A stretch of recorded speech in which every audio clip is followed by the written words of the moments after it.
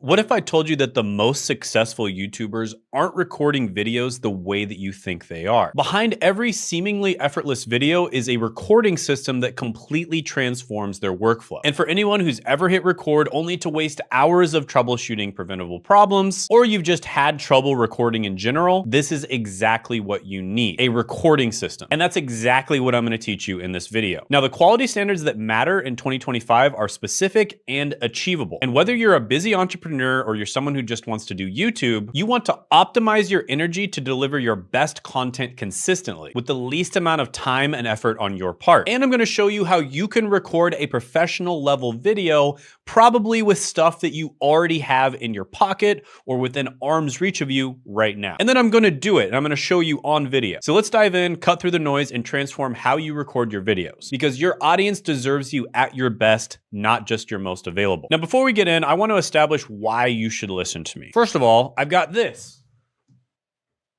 Boom, 1 million subscriber plaque. Now, this isn't on this channel, this is on another channel, of course, but on top of having 1 million subscribers, I also make multiple 6 figures a month from my various different YouTube channels, my various businesses. So here is proof. I'll have it pop up on the screen. And this is from a variety of different income sources, of agencies, sponsorships, AdSense, etc. So I know what I'm doing when it comes to YouTube. Now you might be thinking, but Shane, you made that channel years ago. When you first started, YouTube was way easier. So now it's a whole different ballgame. Well, a lot of people said that. And so what I did is I went and I started a completely new channel, Shane Hummus Unfiltered, and I documented the entire process of getting to $30,000 a month in the first month. Now, my goal was actually just to make $10,000 in the first month, but I actually made it to $30,000 in the first month. And I documented that entire process, and that is probably the channel that you're watching right now. And I also set limits on myself, so I could only record with a super basic setup. So most of the videos that I did were Loom videos where I just recorded my computer screen, and I was literally using the iPhone old earphones, right? Not the fancy AirPods, but the old earphones that have connection to your computer. And I got all the way to 30K in the first month doing that. So I know what I'm talking about here, right? And you can use a very basic setup, and as long as you're recording in the right way, you can make it happen. Because people think it's all about fancy cameras and expensive setups, but the system you use to record is way more important than the equipment. Now in this video, I'm not gonna go over the technical setup. That's gonna be a different video. So I'm gonna be talking about the how,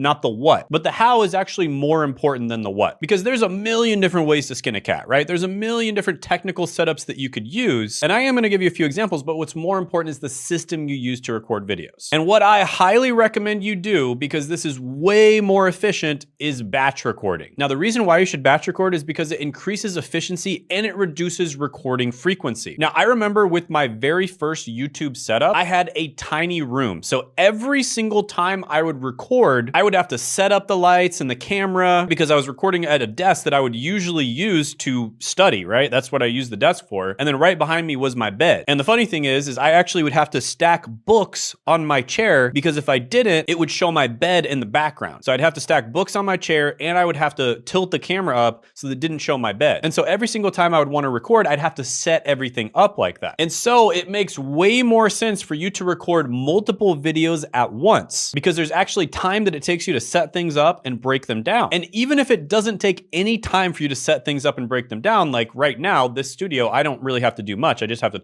push a few buttons to set things up. It's still better to batch record, because a lot of the time it's probably gonna take you 15 to 30 minutes to get into the flow of recording, right? When you first start recording, it's a little bit awkward. I mean, at the end of the day, you are talking to a camera, which is, a little weird, but after a little bit, you kind of get into the flow and you get used to it, especially if you use the techniques that I'm gonna talk about pretty soon. And so you can easily record 3 to 6 videos at once. And instead of having to record several times a week, you can actually just record like once a month. And that's exactly what I do. In fact, there's been 2 different times that I've recorded 18 videos in a single day. And there's been many times where I've recorded 12 videos in a day. But I find that the perfect amount of videos to record in a day is somewhere between 3 to 6. And the reason for that is because when you get above 6 videos, you usually start to get a little bit tired and your charisma goes down and the recordings don't turn out as well. Now, when you're recording your first video, it usually requires multiple takes, especially at the beginning. But by the second video, you're usually in the zone. And this allows you to work ahead and it reduces your recording frequency. So I highly, highly recommend batch recording and just batching your videos in general. Because when you're in the script writing phase, for instance,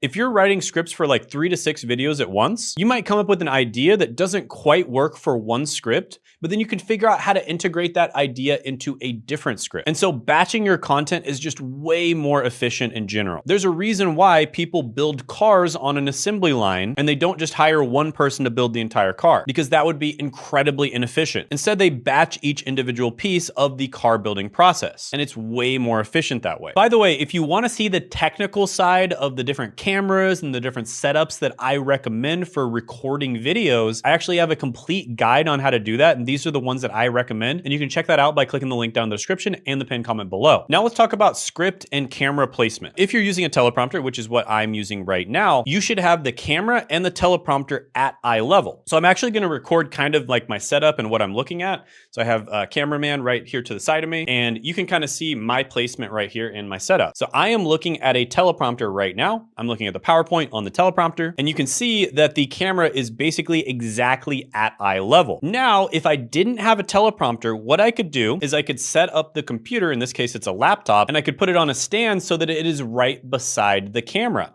And then I could put my script on the laptop right there. Now, you could have your script somewhere else. For instance, you could have your script on your phone. I've done this before.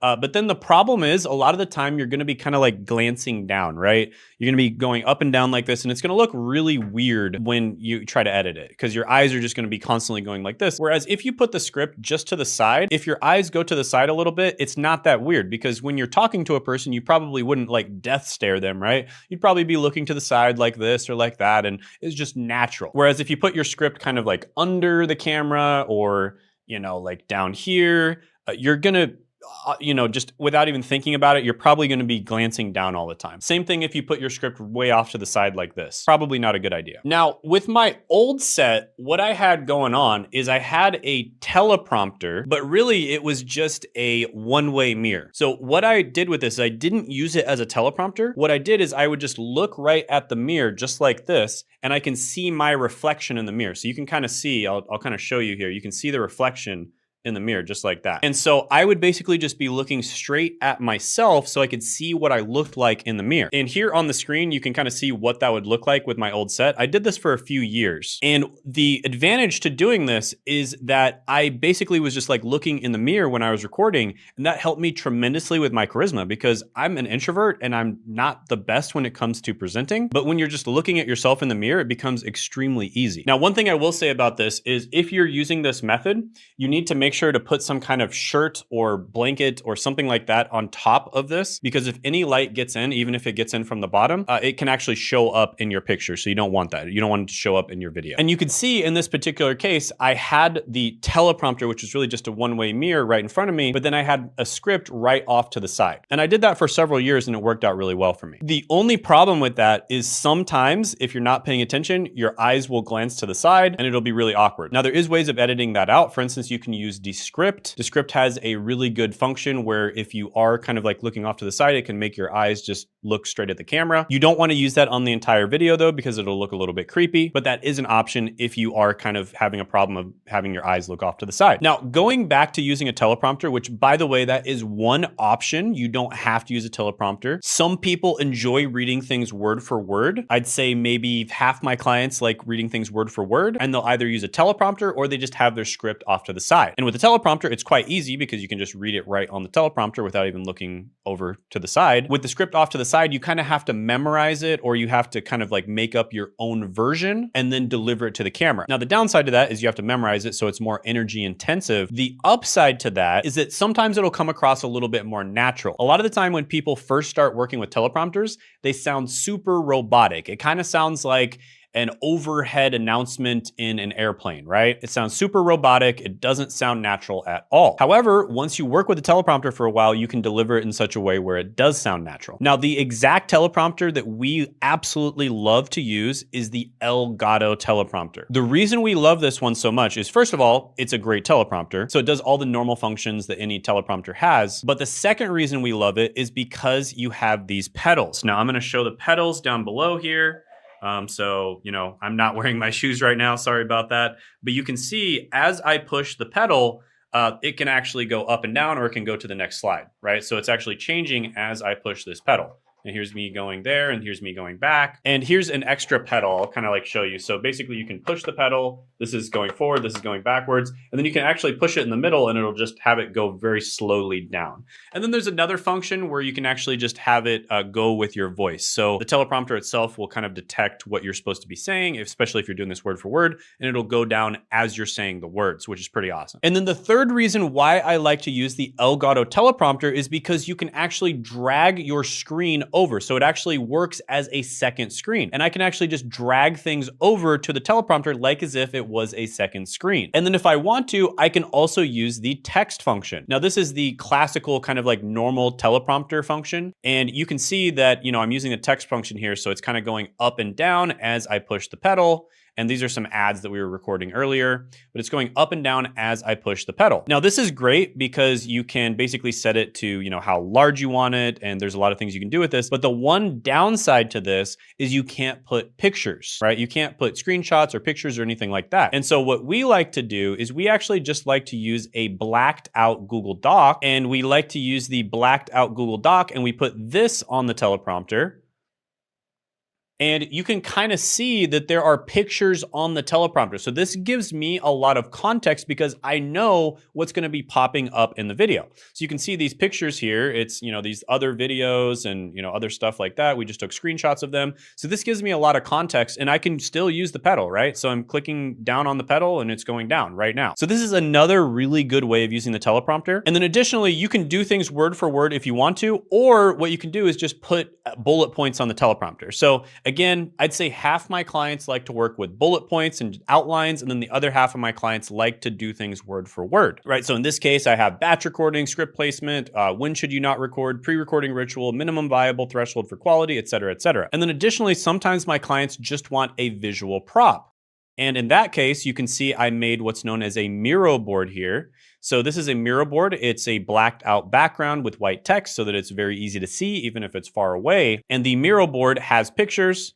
And you can go up and down on the Miro board, and you can basically just describe what you're seeing. So this is what's known as a visual prop. So it's very similar to an outline, but it's a visual outline. And for some types of videos, this can be really good as well. Now, additionally, there is two different kind of low budget ways that you can make outlines. And the first one is literally just a flashcard. So you can basically just write down the biggest points that you want to hit on a flashcard, and then you kind of just maybe put it under the camera or to the side of the camera or whatever. And then as you talk through things, you can basically just look at your flashcard and then talk about the next thing. So this is honestly a pretty effective method. This is especially good if you're an expert on the subject and you basically just need to remind yourself what things you need to talk through and in what order. And then you can basically just talk off the top of your head with those. And then one other method you can use is you can have a whiteboard and you can write down the major things that you want to talk about on the whiteboard. So this is a method, again, it's very similar to the flashcard method. And then what you can do is just put it behind your camera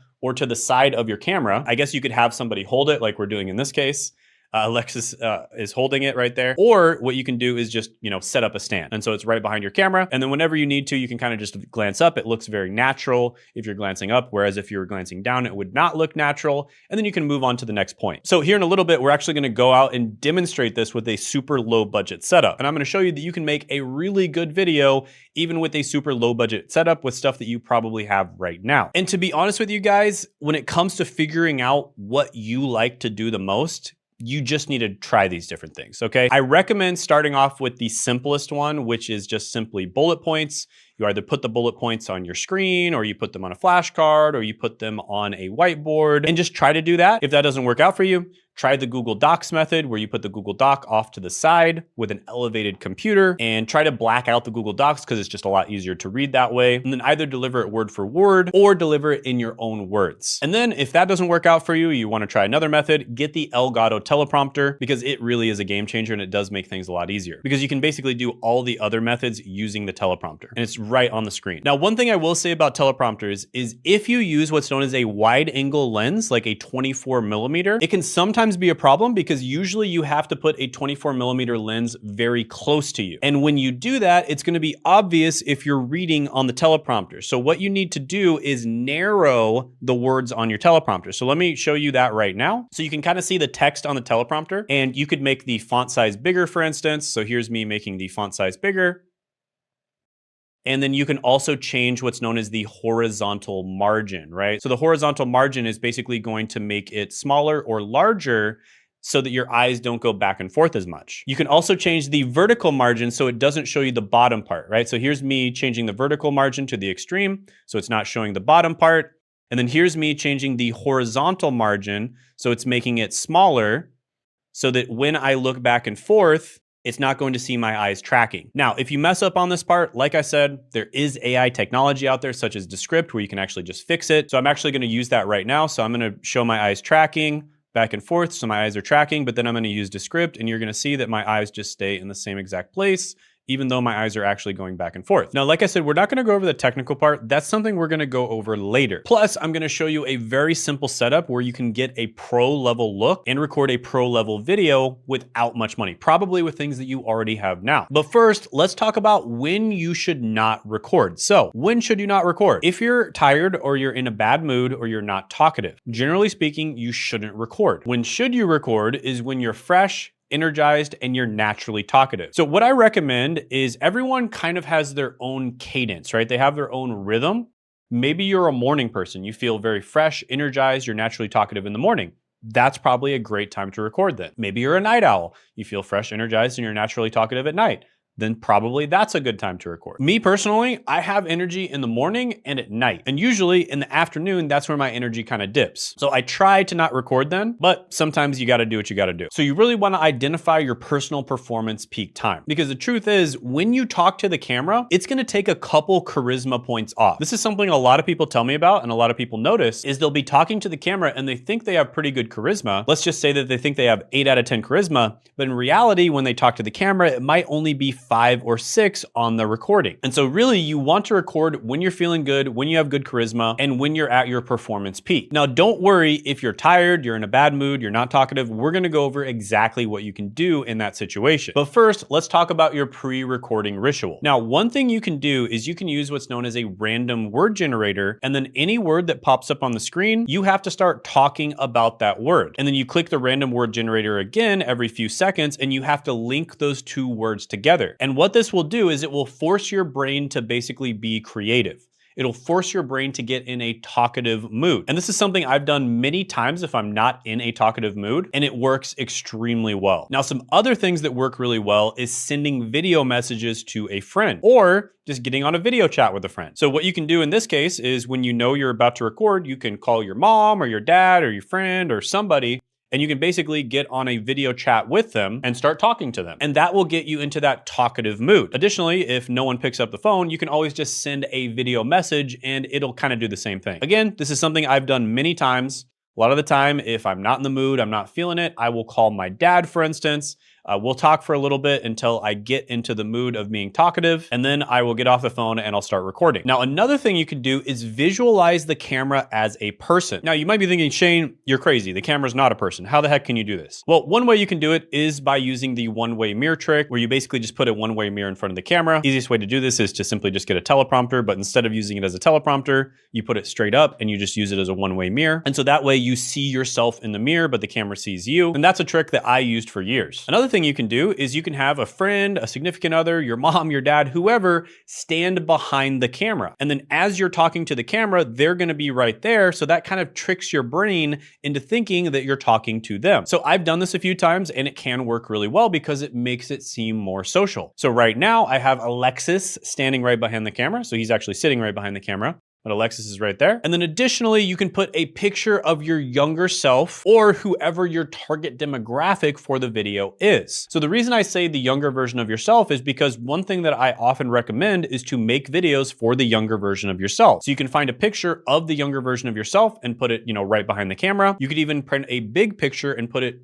behind the camera, and then it would literally look like you're talking to a younger version of yourself. Or if your target demographic isn't a younger version of yourself, you can put a picture of whoever your target demographic is, or whoever you think they are behind the camera. And I actually highly recommend giving them a name. So whenever you're creating your viewer avatar or your customer avatar, give the person a name. And usually I like to use some type of alliteration. For instance, confused Carl. You know, Carl is someone who's trying to start a YouTube channel and they're extremely confused. And you can put a picture of confused Carl behind the screen. Now, additionally, some other things you can do is watch videos of your favorite YouTubers that you think have really good charisma. And you can watch these videos right before you record. So for instance, I think Graham Stephan has great charisma. I've been watching his content for like 6 or 7 years now, and I always thought he had great charisma. And so oftentimes I will put one of his videos on before I record. Now, another pro tip is, of course, to drink coffee to get your energy up.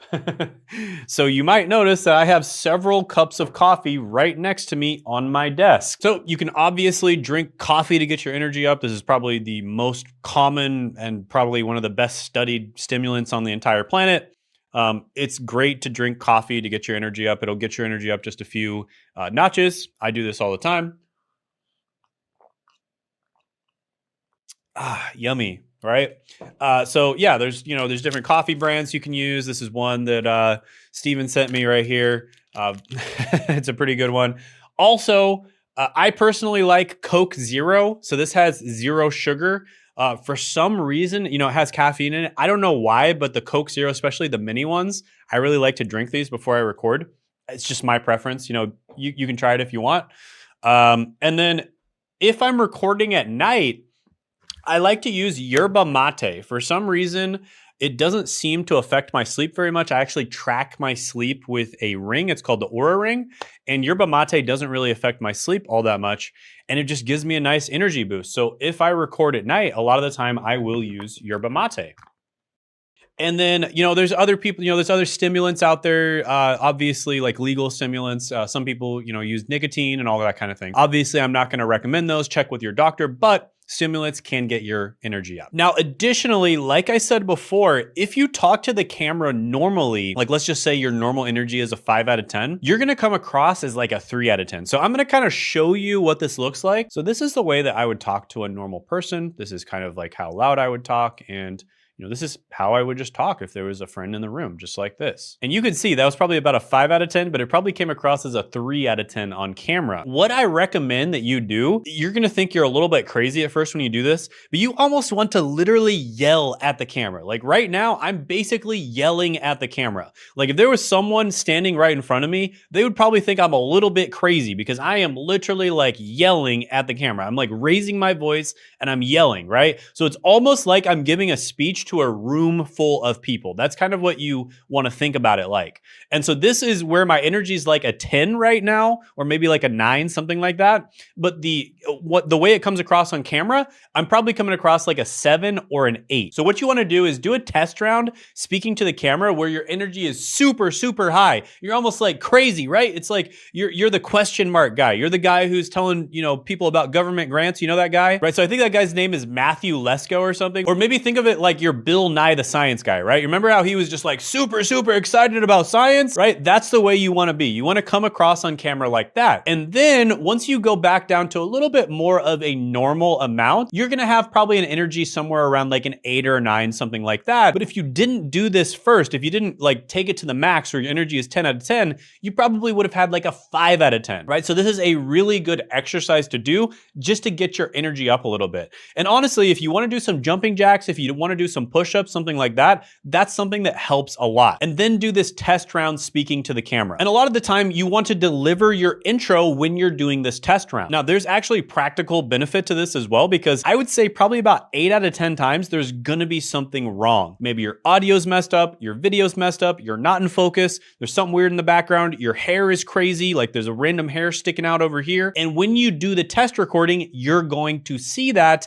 and you're gonna be able to fix it before you actually start the video. Additionally, that's a great way for you to practice your intro, because chances are you're gonna do your intro a few times because you really need to nail it, okay? Now, let's talk about camera charisma really quickly, because a lot of YouTubers don't have charisma. And charisma is extremely important. With that being said, it's not something that you can use as an excuse, right? Because I've heard so many people like, hey, I don't have charisma, I'm not good on camera, I can't be a YouTuber. That is just not the case. And let me demonstrate why that isn't the case. I I did a video a few years back that was called Degrees That Produce the Most Millionaires. And I actually recorded this video when I was sick. I was literally sick. I think I had pneumonia, maybe COVID, something like that. But I was sick when I recorded this video. So my charisma was like a 2 out of 10. I'll play a quick clip from that video just to demonstrate. And then with the money you make, you can go into the financial sector, invest, and then make even more money. Right, my charisma was terrible in that video. And yet, when I posted this video, it got hundreds of thousands of views. So this video was an outlier on my channel. And this just goes to show that the idea is the most important part of a video, which is something I talk about all the time, because my charisma was terrible in that video and there was basically no editing as well. But it also goes to show that charisma is not an excuse. Yes, you want to try to be as charismatic as possible when you're on camera,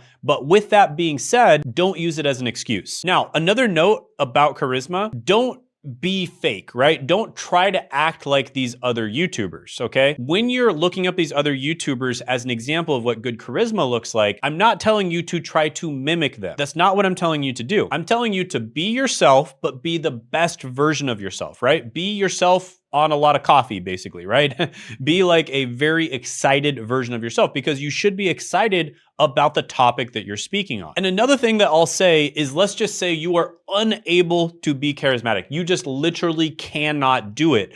Or when you are being charismatic, quote unquote, it really drains your energy because you feel like you're very fake when you're doing it. If you find that, again, after testing it out, don't just do it one time and conclude that, oh, I don't have charisma. Like, actually test it out and try to do it. I do want to say one thing to you, and that is, there's 8 billion people in the world. And the reason that they watch YouTube is because they want to relate to other people. So even if you were the most unpopular person in your high school, let's say your high school had 1,000 people, you're the most unpopular person in your high school, you only had one person that liked you. Expand that 1,000 people out to 8 billion people. 8 billion divided by 1,000 is still 8 million. So that would mean there's 8 million people out there that would like you and relate to you. So even if you have the worst charisma in the world, right? You're being yourself, quote unquote, but you have really bad charisma, there's still gonna be a lot of people out there that find you quirky, or they like you, or they relate to you, or whatever. So don't get caught up on the camera charisma thing. Over time, I think you will develop your own camera charisma, but don't use it as an excuse to not record videos. You should still be recording videos even if you have bad camera charisma. Another tip on this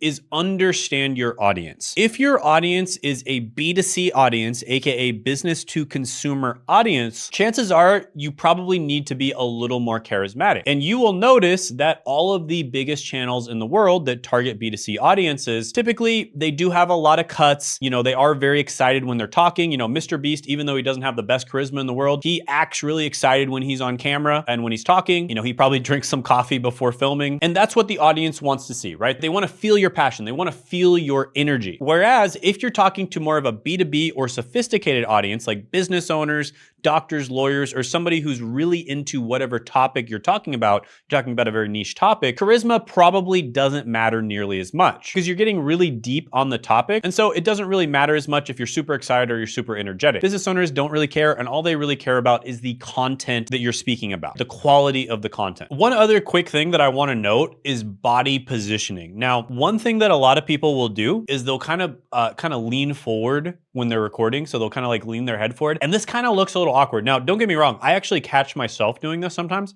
but it looks a little bit awkward. So what you want to do is either be straight up like this, or ideally, a lot of the time it's better to kind of be a little more casual, right? Just kind of lean back a little bit, be a little bit more casual, because not only is it going to make your audience feel like it's more of a casual conversation, but more than that, it's going to make you feel like it's a casual conversation. And one little trick that can help you with this is to actually just drink coffee while you're talking. So just kind of hold a coffee just like this and just drink it while you're talking, because this is, again, going to trick you into thinking that you're kind of just talking to a friend. So you're just holding the coffee just like this while you're talking. Maybe even sip once in a while, put the coffee down, blah, blah, blah, blah, blah, blah, blah, blah, blah, pick the coffee up, that kind of thing. And then also just lean back and just be casual when you're recording. Okay, that helps a lot. Now let's talk about voice techniques and how to deliver sentences. So let's just say there's a sentence on your teleprompter or there's a sentence on your script and you want to deliver that sentence in an engaging way. This is something that does take training. And there are people that do training, people who do public speaking for a living, for instance, that work on this for a long period of time. But I have a hack on how you can make this extremely simple and you can deliver sentences in a YouTube friendly way. So the hack is to start very fast at the beginning of your sentence and then slow down as you go through your sentence, and then pause and end your sentence on a breaking rapport tonality right at the end. So I'm just gonna make up a sentence here and I'm gonna deliver it just like that. So let me deliver this in a monotone voice. And this is kind of what it sounds like when people read from teleprompters a lot of the time. So I'm literally gonna read it just like most people do. You have at least one friend in high school that liked you. Expand that to 8 billion, right? So that is kind of the overhead announcer monotone voice, and you wanna avoid that. Instead, what you wanna do is do something like this. You have at least one friend in high school that liked you. Expand that to 8 billion. So you noticed I started the sentence off very fast. I slowed down as I went through the sentence. And then at the end of the sentence, I slowed down even more. And then I ended it on a breaking rapport tonality. So I ended it kind of on a deeper tonality than what I started it with. Now, it's important that you end sentences on a breaking rapport tonality because you want to sound very confident about what you're saying. Let me end the sentence on a seeking rapport where it basically goes up, the pitch goes up at the end so you can see the difference. You have at least one friend in high school that liked you. Expand that to 8 billion. You see what I mean? The way that came across, I wasn't very confident. And if you do this all the time, people are going to see that you're not confident and they're probably gonna click off the video because they're not gonna see you as an expert. Now, these days, I don't have to do this anymore because I've been practicing speaking so much that I can kind of just do this naturally without even thinking about it. I basically vary, the tone and vary how fast I speak. I don't even have to think about it. But when you first start, I think that this is an absolute cheat code. So there's a lot of different voice techniques that you can use, and many of them are quite bad. However, the ones I'm going to talk about in this video are excellent. So you can notice that I started that sentence off very fast. I kind of varied how I talked. It was almost like a song, going up and down throughout the sentences. And at the very end, I ended on a breaking rapport tonality. And because of that, I sounded very confident. So these are some things that you can practice, right? The natural pauses are really good. You'll notice that a lot of the best speakers out there actually have natural pauses and they actually have a cadence to how they speak. You can look up different presidents, for instance. Obama was really good at this. I think Clinton was quite good as well. There's this really good channel called Charisma on Command that covers a lot of the best speakers in the world, and they talk about stuff like this. So also varying your pitch and pace. This is another way to kind of make your voice sound almost musical. So it sounds like a song, and that's a lot more attractive to listen to. And also emphasizing the things that you think are really important. So one thing that's really important is that you try to kind of speak through a smile. This is something that they train salespeople to do, right? Salespeople over the phone, even if you're not seeing them, they're usually smiling like a crazy person, kind of like this, because they want to sound like they're really happy and they want to sound like someone that the other person would want to buy from. So I don't do this too much. Sometimes I'll speak through a smile, but it is something that helps a lot of people out there because showing your teeth is one of those signs that you are a friendly person. And then also avoid the overhead announcer voice. So this is especially bad if you're trying to read the script word for word. A lot of people will sound extremely monotone and they'll sound like they are an overhead announcer. And when you do all these things together and you practice all of these things, kind of like I was just doing in this video now, you're going to find that your vocal delivery is going to be enhanced. Another important thing to note here is that when you listen back to yourself on camera, you are going to sound much different than the way that you hear yourself when you're listening to your own voice. And that's completely fine. See, you're gonna cringe at your own voice because it sounds different than the way you hear yourself. But the thing that you need to realize is this is just a natural bias that you had. It's a difference in your expectation versus the reality. That doesn't necessarily mean that your voice sounds bad. And 99.9% of the time, other people do not care. This is one of the most common things that my clients have talked to me about. For instance, my client Davis had this issue where he basically said that he thought he sounded terrible on camera. And this is a guy who's extremely competent. He was a management consultant at some of the biggest and most prestigious companies in the world. And he would give presentations at these companies. And he was extremely self-conscious about his voice. And I basically just told him, dude, you sound awesome. Like you're like way ahead of most people. And so you really don't need to care about this. Now, another really important recording tip is to basically just pretend like you're explaining something to a friend or to a younger version of yourself. which is usually your ideal customer avatar. So this will kind of trick your brain into sounding more conversational. So if you pretend like you're explaining something to the younger version of yourself or to a friend, a lot of the time it's going to come across incredibly genuine, and it's going to come across like you're basically just having a conversation with the other person. And that is what people crave on YouTube. They crave authenticity, and they crave you genuinely trying to help them. And so that is the mindset that you want to have when you're recording. Also, record the intro as many times as you need in order to nail it. The intro is the one thing where you really do want to focus and you really want to make sure that you nail it. Oftentimes, I will read the intros word for word, whereas the rest of the script, I might have bullet points or I might kind of go on tangents. The intro, I do want to read word for word because it's very important that you nail it. Now let's talk about the minimum viable threshold for quality. Now, over the last year, this minimum viable threshold has actually increased. And the reason for that is because the number one way that people watch YouTube videos is now on their TVs. For many years, I think around 5 or 10 years, it was actually on their phones. But now it's on their TVs, and TVs are quite large. And so your quality needs to be a little bit better, because the quality that would work for a phone is going to be very pixelated when you put it on a TV. With that being said, it's still not as high as you probably think it is. And by the way, the reason I call this a threshold is because once you reach this threshold, which you do have to reach, beyond this threshold, it's not going to make a very big difference. However, if you don't reach this threshold, it will make a big difference. So the analogy that I like to use for this, because I come from a scientific background, is the action potential threshold. This is how all of the cells in your body work. There's a stimulus and it has to reach this threshold in order for the cell to fire. However, if it doesn't reach the threshold, the cell will not fire. And if it goes far above the threshold, the cell will still only fire one time. So you want to get right to this threshold, aka beyond that, you're basically wasting your time. And this is what so many people out there do. They try to make their videos with perfect production quality. They try to make their videos look like a Netflix video. They try to make it look like videos look on TV. And the truth is, the reason people watch YouTube videos is because they want to connect to other normal people. They don't want TV level production quality. They don't care about that. So let's talk about the stuff that's actually important. First of all, you need to make sure that your face is in focus and not blurry. So here's what in focus looks like, and here's what blurry would look like. And by the way, it's completely fine if your background is blurry, but just make sure that your face isn't blurry. Second, you need to make sure that your face is well lit, not dark. This is another really common one that I see where people's face will not be well lit. And in some cases, the background is well lit, but their face isn't, right? So here's what it would look like with a well lit face, and here's what it would look like when your face is not well lit. Third, you want to make sure that your face is in the upper middle or the top right or top left of your screen. Okay, so upper middle is great. And then the top right or the top left of your screen is also good. Now, if your face is in the top right, kind of like this, a lot of the time you'll have stuff that pops up here. Also, you might want to kind of orient your body so it looks a little bit more natural, kind of like this. But you'll notice a lot of YouTubers out there do have this going on, right? So they kind of like off to the side a little bit and they have stuff pop up here. That looks fine. And the reason for this is what's known as the rule of thirds. So your face is basically in that quadrant, you know, right here or right here, where it's attractive because of the rule of thirds. This is a common rule that they use in photography and videography, where you basically divide the shot up and the focal point of the shot is going to be where those lines meet each other. So usually that's going to be around like right here or so, or maybe you're a little bit closer to the camera, so it might be right here, or it's going to be over here, something like this. Or you can just have your face in the upper middle of the screen. That looks fine as well. What wouldn't look good is if your face is kind of like down here in the middle, or even worse, if it's kind of like down here like this. I see that sometimes, right? So here's an example of what looks good, and here's an example of what looks bad. Next, you want to make sure that the video is clear and not pixelated. So this is another one that I see all the time. People don't know how to set their camera up, and so the video looks pixelated, especially if it's on a large screen. So here's an example of a video that looks good,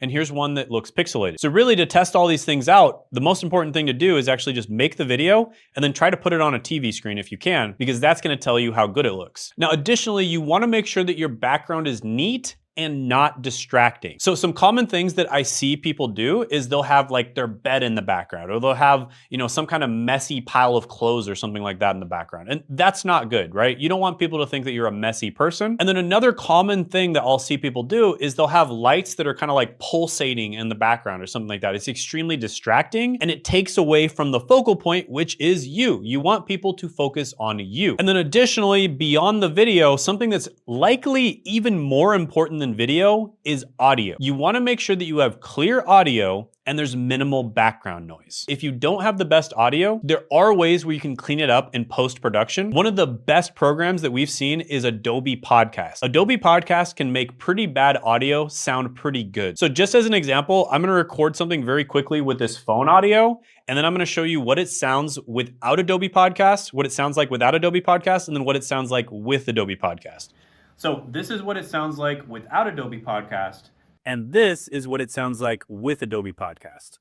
Night and day difference. Now, realistically, it's still not the best audio in the world, but with that being said, you can still clean your audio up a lot in post by using something like Adobe Podcast. Additionally, when you make mistakes, you can just say the words, cut that part, or you can snap your fingers, or you can clap your hands. The important part here that either you, if you're editing the video, or your video editor recognizes when you make a mistake and you wanna cut that part out. So I personally say, cut that part. And my video editors literally know what the waveform looks like. And they probably hear it in their sleep as well, because they hear it so many times. And they can actually just look at the waveform and they recognize that waveform and they'll just cut the part so they don't even have to listen to it. Additionally, while you're recording the script, you might have ideas that pop up, right? Ideas that you didn't originally think of when you were writing the script, or if someone else was writing the script for you, ideas that they didn't think of. Maybe you disagree with yourself, like when you were writing the script and you think, you know what, there's something better that I can put in here. So feel free to add additional ideas directly into the script while you're recording. You don't have to go word for word on the script. You can always break off and add more value in other ways. Additionally, you can give the editor directions. So let's just say you think of an example in another video, right? You're thinking of like, hey, actually there's some other videos that I had where there's good examples of things that I'm talking about in this video. You can actually give directions to your editor to add that content in. So you can add like a little clip of a video, for instance, or if you're editing your own videos, just give directions to yourself to remind you later on to add that piece of content in there. So sometimes I'll think of a funny meme, for instance, that I can add into the video while I'm talking. So as an example, I might,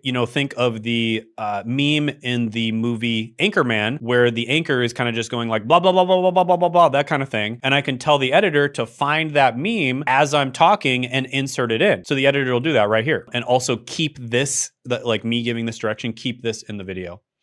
So that they can see exactly what I'm talking about. And then also you might just have some spontaneous ideas, right? You might be incorporating spontaneous ideas on the spot. And as you record more videos, this is probably going to happen more and more. Now, additionally, this is something else you can do, and this is pretty advanced, but you could have a creative director sitting with you who can also remind you to do things that you might have forgotten to do. Or you could just, have your girlfriend do it or something like that, or your mom or your dad, et cetera, et cetera. So as an example, I forgot to do a call to action in this video, and my creative director reminded me that I need to do a call to action. So I'm going to give direction right now to the video editor to do this call to action, but actually do it earlier on in the video in a place that makes sense. Now, the last part is simply just looking at your recordings and seeing where you can improve, right? So this is the same as like a basketball player or a pianist or whatever, right? Anything out there that you're doing. Like if you're a chess player, what do? You look at your chess games and you see where you can improve. If you're a basketball player, you watch yourself playing basketball and you see where you can improve. If you're a pianist, you watch yourself playing piano, or you listen to yourself playing piano and see where you can improve, right? And it's the same exact thing with YouTube. Watch your recordings back and, look at the script while you're watching your recordings and see where you can improve. Now, an additional tip on how to do this is watch your recordings or watch the final version of your videos and then watch some of the top people in your niche or even top people that you just respect in other niches, and then just kind of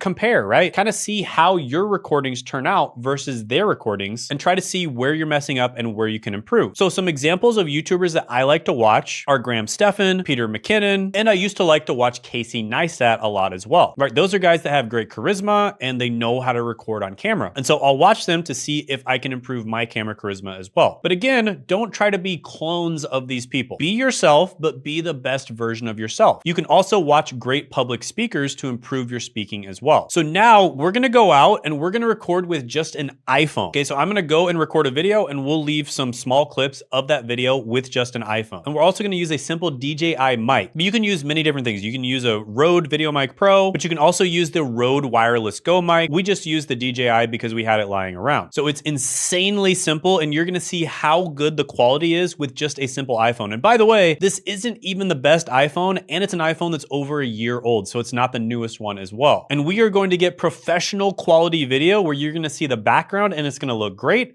and you're gonna see me, and I'm gonna look great, I guess. Well, I'm gonna look as good as I do. And then you're also going to see that the audio is excellent as well. And in this video, I'm gonna show you some of the behind the scenes. I am literally going to just use this whiteboard right here, and I'm gonna put it right behind the camera, and I'm gonna talk off the top of my head with this whiteboard. And we'll give you some clips on exactly how that turns out. So we're gonna go do that right now. Some of the best channels have pretty basic production quality, right? You look at like Penguin Zero, for instance, super basic production quality, right? And he's getting, tens of millions of views a month. And now we're back. So when you first start on YouTube, I highly recommend that you do not get a fancy setup like the one I have now. This will actually hurt your progress. And the reason for that is because the setup and the editing and all that is one of the least important things. What's much more important is the ideas that you talk about and actually giving value in your video, as well as the thumbnail, title, and intro. So if you try to do a fancy setup like this, and if you try to do fancy editing and make it have professional level quality like we do on this channel, you're actually going to hurt yourself. And you can look back at all of the biggest YouTubers if they didn't delete their old videos, and you will see that they all have very simple setups when they first started. Mr. Beast, Alex Hormozy, etc., etc. You can look at all of them, and as long as they didn't delete their old videos, they have simple setups. And I have seen YouTubers get to over 1 million subscribers, even over 5 million subscribers sometimes, just by using an iPhone or by recording stuff on their screen. So you do not have to have a fancy setup like this. And the most important thing is that you consistently upload with whatever setup you have now. And I highly recommend that if you haven't uploaded a video to YouTube yet, just pull your phone out, record for a few minutes, and just talk about, whatever's on your mind and how, you're uploading your first video and you just want to get it out of the way or whatever, and just kind of like your emotions and how you're excited about your channel and,